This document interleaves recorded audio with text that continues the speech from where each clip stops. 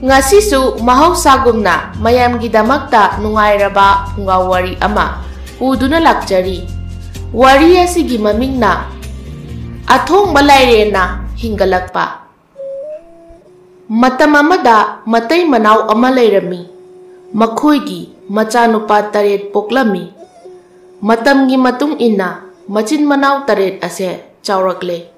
Thabak ingkhang suba sa tanba chatpa ngamlakle.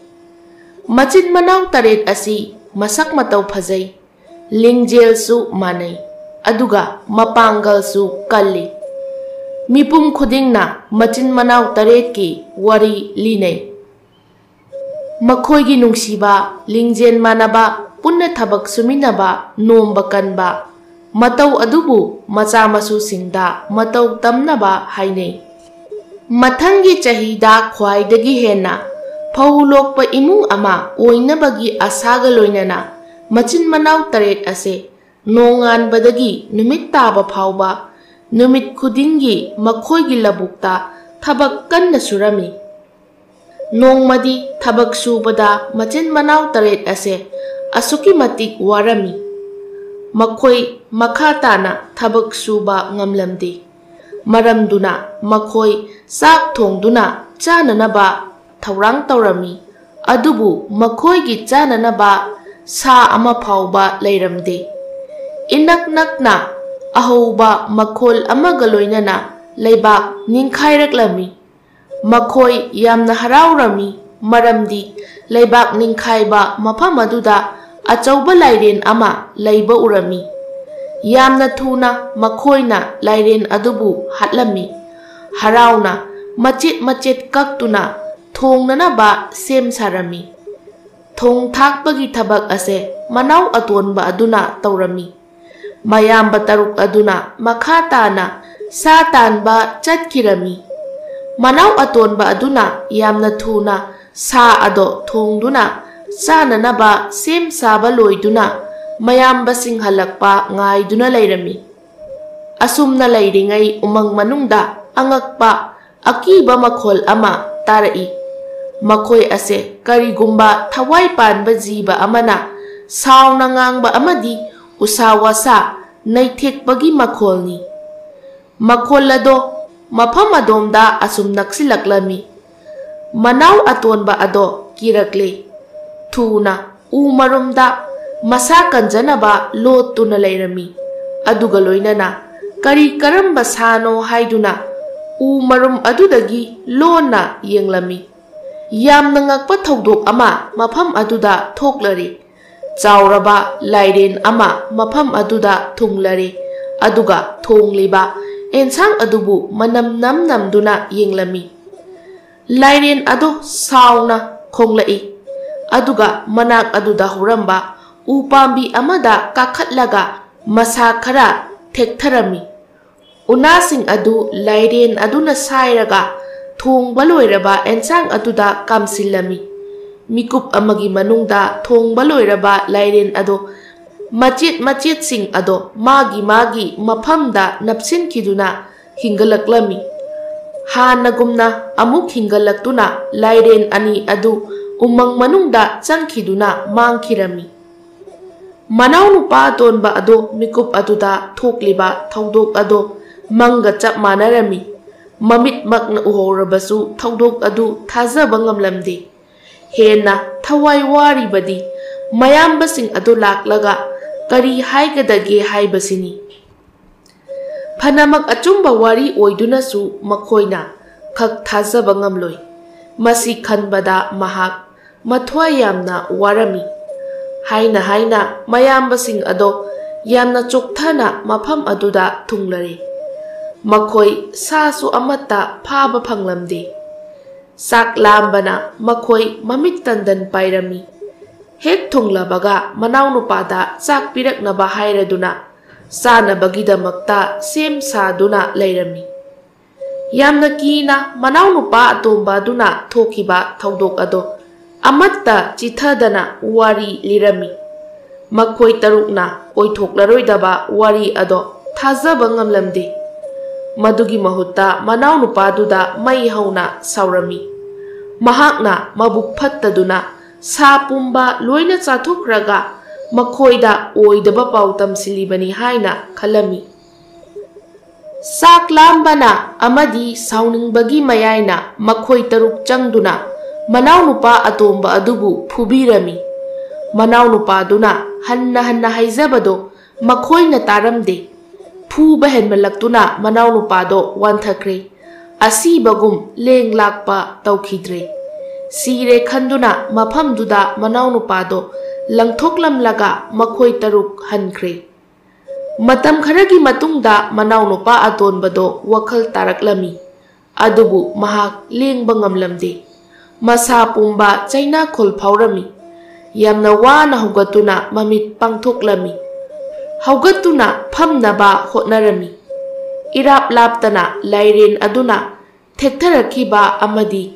ꯁꯥꯏꯈꯤꯕ ꯎꯁꯥꯁꯤꯡ ꯑꯗꯣ ꯇꯥꯗꯨꯅ ꯂꯩꯕꯗꯨ ꯎꯔꯝꯃꯤ꯫ ꯃꯍꯥꯛ ꯋꯥꯈꯜ ꯑꯃ ꯈꯜꯂꯛꯂꯦ꯫ ꯎ ꯑꯗꯨ ꯆꯥꯟꯅꯅ ꯃꯇꯤꯛ ꯃꯌꯥꯏ ꯂꯩꯔꯕꯅꯤ ꯍꯥꯏꯕꯗꯣ ꯈꯪꯂꯝꯃꯤ꯫ ꯌꯥꯝꯅ ꯋꯥꯅ ꯍꯣꯠꯅꯗꯨꯅ ꯎꯁꯥꯁꯤꯡ ꯑꯗꯨꯒꯤ ꯃꯅꯥꯛ ꯐꯥꯎꯕ ꯁꯤꯠ ꯁꯤꯠꯇꯨꯅ ꯆꯪꯁꯤꯜꯂꯛꯇꯨꯅ ꯎꯅꯥ ꯈꯔ ꯊꯠꯇꯨꯅ ꯁꯥꯏꯕ ꯍꯧꯔꯝꯃꯤ꯫ ꯑꯉꯛꯄꯅꯤ, ꯎꯅꯥꯗꯣ ꯁꯥꯏꯕ ꯍꯧꯕꯃꯛꯇꯗ ꯃꯁꯥꯗꯣ ꯍꯥꯟꯅꯒꯨꯝꯅ ꯀꯟꯈꯠꯂꯛꯂꯝꯃꯤ꯫ ꯑꯁꯣꯛꯄ ꯃꯐꯝꯁꯤꯡ ꯑꯗꯣ ꯎꯅꯥ ꯑꯗꯨꯅ ꯇꯩꯁꯤꯟꯕꯗ ꯍꯥꯟꯅꯒꯨꯝꯅ ꯈꯨꯗꯛꯇ ꯐꯈꯤꯔꯝꯃꯤ꯫ ꯃꯍꯥꯛ ꯃꯁꯥꯅ ꯃꯁꯥꯕꯨ ꯊꯥꯖꯔꯝꯗꯦ꯫ ꯍꯥꯟꯅꯒꯨꯝ ꯀꯔꯤꯁꯨ ꯁꯣꯛꯈꯤꯗꯕꯒꯨꯝ ꯃꯁꯥ ꯏꯈꯤꯡ ꯈꯤꯡꯅ ꯏꯀꯟ ꯀꯟꯅ ꯂꯩꯔꯝꯃꯤ꯫ ꯃꯍꯥꯛ ꯎ ꯑꯁꯤꯒꯤ ꯃꯇꯤꯛ ꯃꯌꯥꯏ ꯆꯞ ꯆꯥꯅ ꯈꯪꯂꯝꯃꯤ꯫ ꯌꯥꯝꯅ ꯀꯥꯟꯅꯕ ꯄꯣꯠꯅꯤ ꯈꯟꯗꯨꯅ ꯎ ꯑꯗꯨ ꯃꯅꯥ ꯄꯨꯝꯕ ꯍꯦꯛꯂꯝꯃꯤ꯫ ꯂꯣꯡꯀꯣꯠ ꯄꯣꯂꯥꯡ ꯑꯃ ꯁꯥꯔꯗꯨꯅ ꯃꯅꯥꯁꯤꯡ ꯑꯗꯣ ꯍꯥꯞꯆꯤꯜꯂꯝꯃꯤ꯫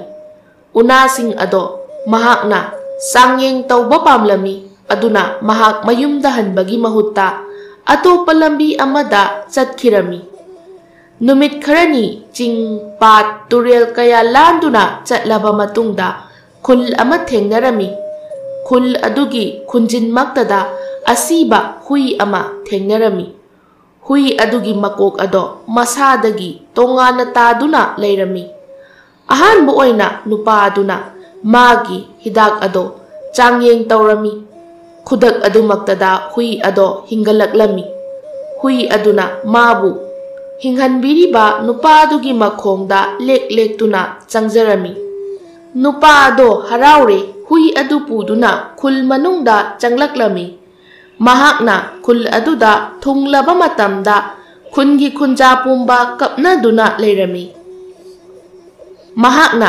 ꯈꯨꯟꯖꯥꯁꯤꯡꯗ ꯀꯔꯤ ꯃꯔꯝꯒꯤ ꯀꯞꯂꯤꯕꯅꯣ ꯍꯪꯕꯗ ꯈꯨꯜ ꯑꯗꯨꯒꯤ ꯃꯁꯛ ꯃꯇꯧ ꯐꯖꯕꯤ ꯅꯨꯄꯤ ꯃꯆꯥ ꯑꯃ ꯏꯈꯪ ꯈꯪꯍꯧꯗꯅ ꯁꯤꯔꯦ, ꯃꯗꯨꯒꯤꯗꯃꯛꯇ ꯑꯋꯥꯕ ꯐꯣꯡꯗꯣꯛꯂꯤꯕꯅꯤ ꯍꯥꯏꯅ ꯈꯨꯝꯂꯛꯂꯝꯃꯤ꯫ ꯃꯍꯥꯛꯅ ꯁꯤꯔꯤꯕ ꯅꯨꯄꯤ ꯃꯆꯥ ꯑꯗꯨꯒꯤ ꯃꯅꯥꯛꯇ ꯆꯪꯁꯤꯜꯂꯛꯂꯦ꯫ ꯇꯁꯦꯡꯅꯃꯛ ꯅꯨꯄꯤ ꯃꯆꯥ ꯑꯗꯣ ꯃꯁꯛ ꯃꯇꯧ ꯐꯖꯔꯝꯃꯤ꯫ ꯃꯍꯥꯛꯅ ꯈꯨꯟꯖꯥꯁꯤꯡꯗ ꯅꯨꯄꯤ ꯃꯆꯥ ꯑꯗꯣ ꯍꯤꯡꯒꯠꯍꯟꯕ ꯉꯝꯕ꯭ꯔꯥ ꯌꯦꯡꯖꯒꯦ ꯍꯥꯏꯔꯝꯃꯤ꯫ ꯈꯨꯟꯖꯥꯁꯤꯡꯅ ꯃꯥꯒꯤ ꯋꯥꯗꯣ ꯊꯥꯖꯔꯝꯗꯦ꯫ ꯃꯍꯥꯛꯅ ꯑꯃꯨꯛ ꯍꯥꯏꯔꯝꯃꯤ, ꯀꯔꯤꯒꯨꯝꯕ ꯅꯨꯄꯤ ꯃꯆꯥ ꯑꯁꯦ ꯃꯍꯥꯛꯅ ꯍꯤꯡꯒꯠꯍꯟꯕ ꯉꯝꯂꯕꯗꯤ ꯃꯉꯣꯟꯗ ꯂꯨꯍꯣꯡꯕꯤꯌꯨ ꯍꯥꯏꯅ ꯈꯨꯟꯖꯥꯁꯤꯡꯗ ꯍꯥꯏꯔꯝꯃꯤ꯫ ꯈꯨꯟꯖꯥꯁꯤꯡ ꯑꯗꯨꯁꯨ ꯅꯨꯄꯥ ꯑꯗꯨꯅ ꯍꯥꯏꯔꯤꯕꯗꯣ ꯌꯥꯔꯦ꯫ ꯃꯍꯥꯛꯅ ꯃꯥꯒꯤ ꯎꯅꯥ ꯑꯗꯣ ꯈꯔ ꯅꯩꯈꯥꯏꯔꯒ ꯁꯤꯔꯤꯕ ꯅꯨꯄꯤ ꯃꯆꯥ ꯑꯗꯨꯒꯤ ꯃꯃꯥꯏ ꯃꯃꯤꯠꯇ ꯇꯩꯔꯝꯃꯤ꯫ ꯃꯁꯥ ꯄꯨꯝꯕꯗꯁꯨ ꯅꯥꯟꯕꯤꯔꯝꯃꯤ꯫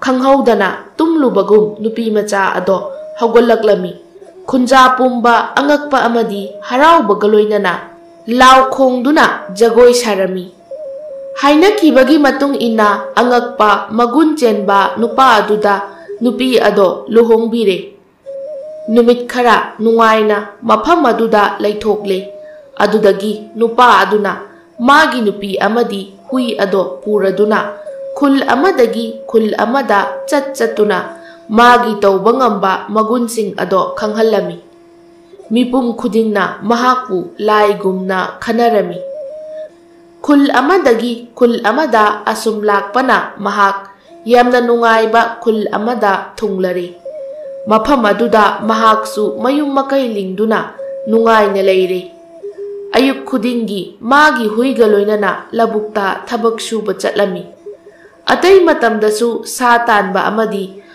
khulgi thabak thauram kaya phauba chatlami. Mana chatlamdai khudingi magi nupida magi una yauba polang ado seksinna yengsinnaba amadi kaidongnungdasu hangdoktanaba mi amatada khanghandanaba seksinna sinarami. Nongmadi magi nupi aduna polang adugi manungda kari yauribagi haibado yengninghlami. Magi nupana thabak chathokringaida polang ado hangdoklami. Maduda kokphai karaba una mayam ama yaurambado urami. Mahakna khalli magi nupana seksinna thamliba asi una asi oibatare. Masidi kokphai kare loina pattuna mangmatare khanduna unasing ado nungsada phaudoktuna kanghannaba mapanda putoklami. Atiyada thokliba numit amadi thana una ado ubada hainingai leitana pamlami. Makhoina upami ado masak khanglabasu makhoina una ado hekpadi ngamlamde. Aduna ahekpo unasing ado huranaba thaurang taurami. Matam manghanba tawdana thuna malemda kumtharaktuna sumangda phawriba unasing ado puduna kakhatkirami. Umang manungdagi nupaduna numit thana kumtharakpa ado urami. Thunamak mahak magi yumda chelakle. Mahakna magi yum yorakpadadi unasing ado puduna wangna kakhiramle. Nupa ado yamna sauninglami. Mathwaisu warami. Yamna thuna una ado amuk hanna phangnaba upai thirami. Mahakna leimaida yu khara hairaduna laison khara soladuna malemda leiriba thawai panba pumbagi maming palladuna mamal yamlaba una ado phangnaba hotnabada mateng pangbinaba haijarami. Laison adu sonba loibaga asangba kairak ama sarami. Magi haibe illaba hui aduga loinana numit thagi manak yaunaba karaklami. Yamna wangna karaklaga makhada yengtharakpada kairak adudagi kairak adugi makhongda leisau mayam ama thoraktuna chabado urami. Nupa ado nungsa thirami. Mahakna laison tawduna thawai panba pumbada mateng pangbinaba haijabada leisau di kauduna chitharamle. Khudong thiba adu uraduna magi huina numit thagi manakta chattuna mamal yamlaba una ado puraknaba hairamlaga mahakti makhada kumtharakle. Haiba illaba mapuninglaba hui aduna kakhatkiduna numit thagi manak yaukre. Nupa aduna kumtharaktuna makha yorokpadadi kairak ado leisoksing aduna sasillakbana helaktuna tektuna takre.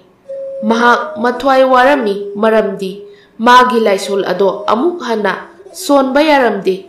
Magi haiba illaba hui aduna numit thabu chikthatuna unasing ado mulami. Adubu madu puduna kumtharaknaba kairakti leiramde. Numit amadi thada grahan thoklabadi hui aduna chikpagini haina thajanari. Numit amasung tha ase hanadi asigumna langlamde. Matik mayai leiba una ado phangkhibadagi langlibani masak mangal nairibani. Hui adusu amuk hanna kumtharakidre. Thawai waraba nupa macha ado upai amata leiramde. Matik mayai leiraba hidak pambi ado mana muk hanna thiba phanglamde. Aduga magi haiba illaba hui adugumba ama amuk phangkhidre. Ningba kaibaga loinana magi nupiga loinana punchi chuppa laikirami.